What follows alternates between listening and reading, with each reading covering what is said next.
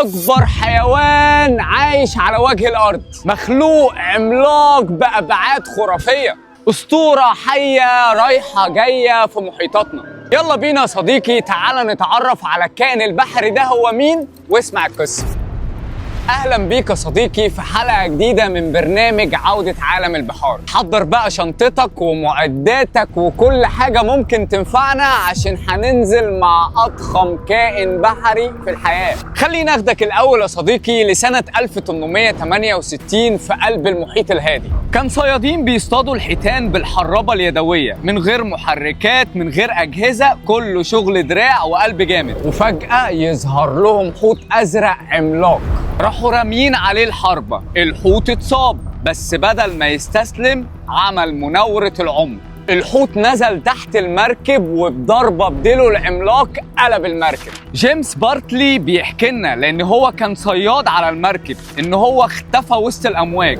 بيقول إن المعركة ما كملتش كتير، لأن الحوت رغم ضخامته ما كانش بيحارب، ده كان بس بيدافع عن نفسه. الحيتان الزرقاء صديقي بتعيش في كل محيطات العالم باستثناء القطب الشمالي، وهي جزء من عائلة الحيتان البالينية اللي بتتميز بطريقة مميزة جدا في التغذية. يعني بدل من الأسنان، الحيتان الزرقاء عندها صفائح بالينية، ودي صفوف من شعيرات اللي عامله زي المنخل كده، بتغربل وتصفي الاكل ليهم، خصوصا الكريل. الحيتان الزرقاء بتستهلك تقريبا 4 طن من القشريات الصغيره في يوم واحد في ذروه موسم التغذيه. عشان تتخيل معايا حجمها، الحيتان الزرقاء طولها بيوصل 30 متر، يعني طول عدد 2 باص يا صديقي. وزنها بيوصل ل 2000 طن. قلبها لوحده بوزن العربيه اللي بنركبها، ولسانها لوحده اكتر من 2 طن. يعني صباح الفل، يعني ارقام مرعبه. انا عايزك تركز معايا في الكائن اللي احنا بنتكلم فيه ده، لان دي معجزه حيه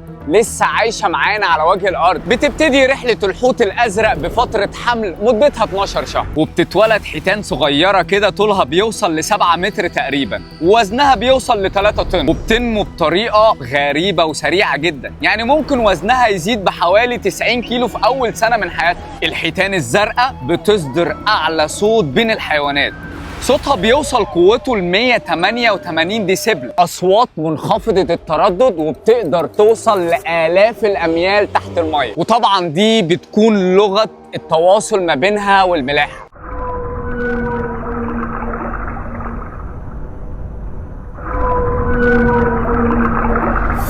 الحوت الأزرق مش من سكان قاع أعماق المحيط زي أسماك الأعماق، لكنه يقدر يغوص لعمق 500 متر وأحيانا أكتر. أكيد أنا عارف إن أنت في بالك السؤال دوت، وهتسألني يا صديقي وتقول لي هو الحوت الأزرق ممكن ياكلني؟ ده سؤال برضه صديقي، ده لو قابلته أصلا أنت إيه اللي هيوديك للحوت الأزرق؟ ده أنا ذات نفسي ما شفتهوش. وخليني أجاوبك وأقول لك ليه الحوت الأزرق عمره ما يقدر ياكل إنسان. هو ملوش سنان أصلا، زي ما قلت لك عنده ألواح بالين أو ألواح بالينية بتشتغل زي المصفى عشان يصطاد حاجات صغيرة جدا جدا زي الكريل. حتى بقه الضخم اللي ممكن يعدي فيه إنسان، منطقة البلعوم عنده أو منطقة الحلق ضيقة جدا، قطرها تقريبا زي كده البرتقانة، فاستحالة يدخل منها جسم إنسان كامل. طب ممكن حد يدخل بقه؟ والله يا صديقي أنا ما كنتش عايز أقول لك، بس أنت اللي مصمم، أنت اللي عايز تتاكل. بالفعل يا صديقي، ممكن إنسان أو غواص يدخل جوه بقه، بس ده مش معناه اللي هو يبلعه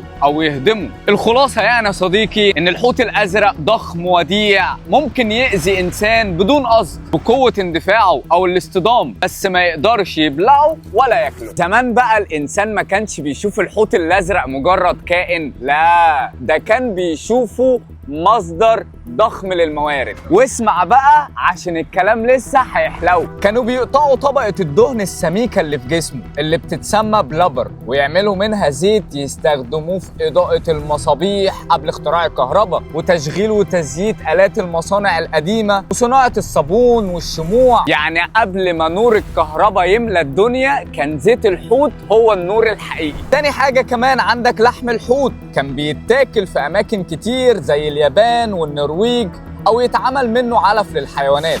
ثالث حاجة عظم الحوت. عظم الحوت الضخم ده كانوا بيستخدموه في حاجات كتير، صناعة أدوات بدائية، إبر خياطة وأسهم، تحف وزينة، وفي كمان أحيانا كانوا بيعملوا منها بيوت لأنها كانت قوية جدا.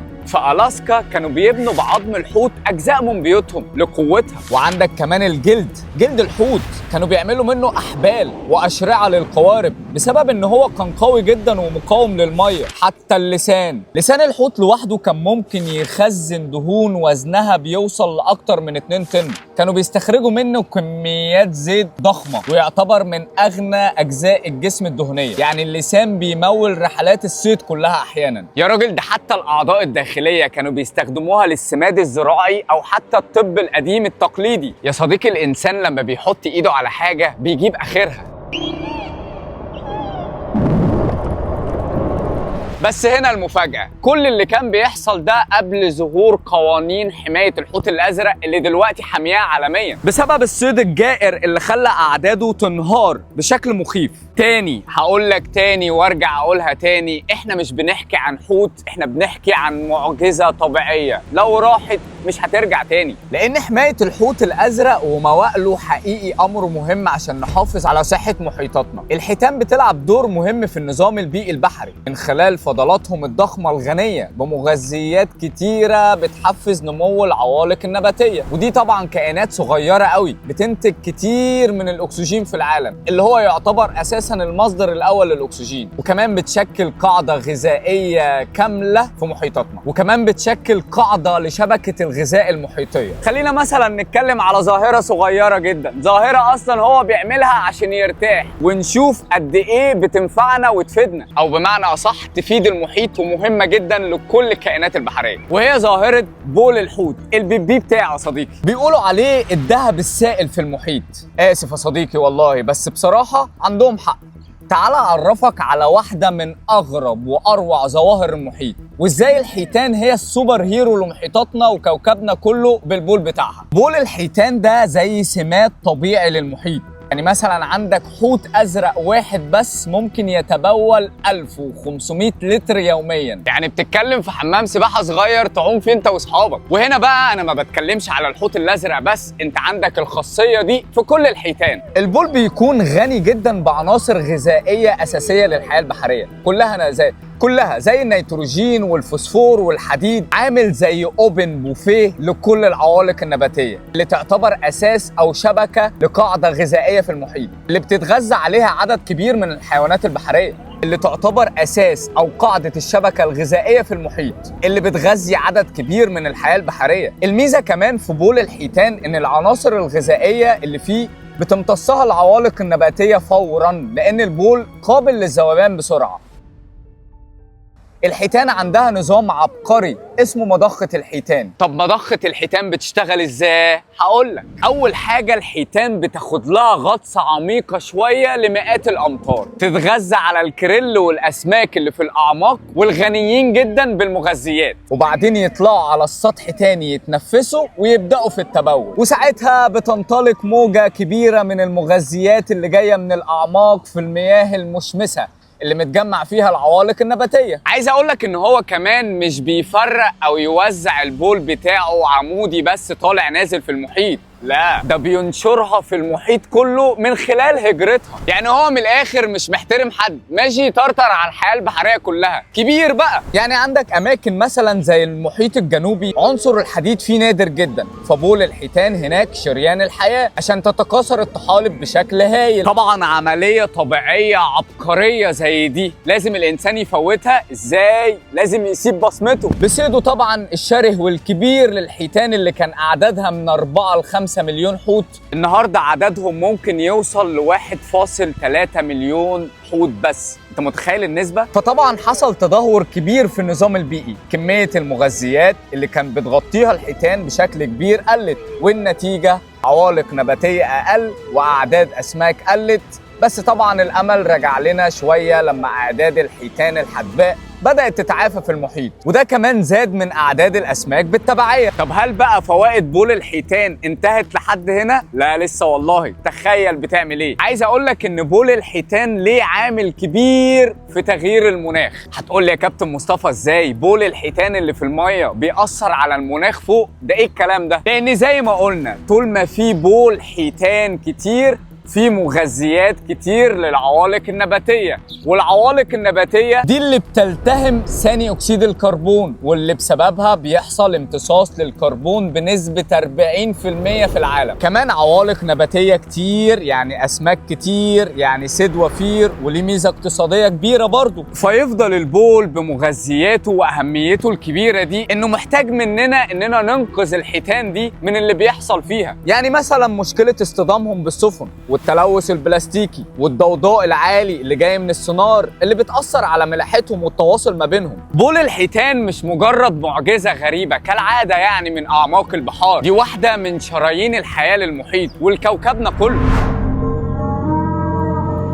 كل سنة يا صديقي بتظهر ظاهرة غريبة ومقلقة جدا، وهي إننا نلاقي الحيتان كلها منتشرة على الشط بنفسها، بتسمى بظاهرة جنوح الحيتان. طب ايه اللي بيخليهم يعملوا كده؟ وايه السبب فعلا ان كل الاعداد الكبيرة دي تظهر كل سنة كده؟ الحيتان يا صديقي من اكتر الحيوانات ذكاء واجتماعية في المحيط، عارفة ازاي تروح وتيجي في المحيط بأنمطة ملاحية فطرية معقدة، وبينهم وبين بعض روابط عميقة، كل ده عشان تفضل على قيد الحياة. لما بيحصل ان الحيتان بتطلع للأرض بتكون نهت حياتها بنفسها. خلينا نفسر ونقول زي ما قال العلماء ايه اللي ممكن يفسر الاحداث المؤسفه دي. اول حاجه هي المرض او الاصابه، زي التهابات الدماغ اللي بتسببها الطفيليات، وده بيؤدي لارتباك الحيتان. وكمان الحيتان المصابه بتكون ضعيفه جدا لدرجه انها ما بتقدرش تسبح، وبتبقى مسلمه نفسها للطيارات خلاص اللي بتحدفها على الشواطئ. تاني حاجه هي الاخطاء الملاحيه. الحيتان بتستخدم تحديد الموقع بالصدى والمجال المغناطيسي للارض عشان تعرف تلاقي طريقها. لو حصل اي شذوذ مغناطيسي جاي مثلا من اي تحول او تغيير بسيط في الصفائح التكتونيه، ده بيبوظ شويه انظمه الملاحه الطبيعيه للحيتان. فتخيل نفسك انك تايه في غابه او في صحراء كبيره من غير بوصله او حتى خريطه. ده بالظبط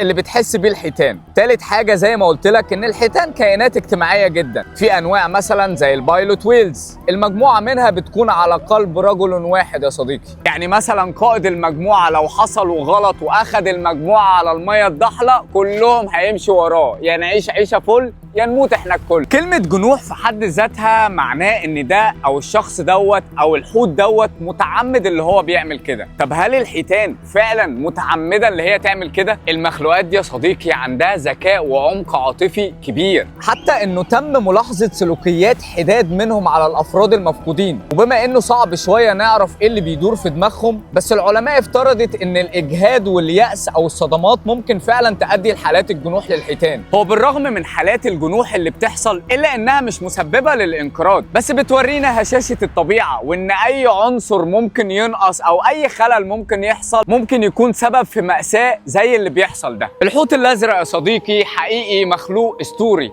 انا بعتبره معجزه بس لسه موجوده معانا على الارض. كمان تحسوا ان هو طالع من الافلام، رمز للحياة البحرية. لازم جهودنا كلها تبقى مع بعض عشان نكتشف اكتر عن المخلوق ده ونقدر اللي احنا نحافظ عليه اللي موجود من ملايين السنين، ونتعرف اكتر على اسراره وسلوكياته، ونفهم لغز الجنوح اللي هم بيعملوه ده بيحصل ليه. فيا صديقي لما ربنا يكرمك وتشوف حوت كده ابقى ارفع له القبعة، تحية وسلام وتقديرا للكائن ده، لانه مش مجرد حيوان بحري، ده اسطورة بيئية عايشة في المحيط.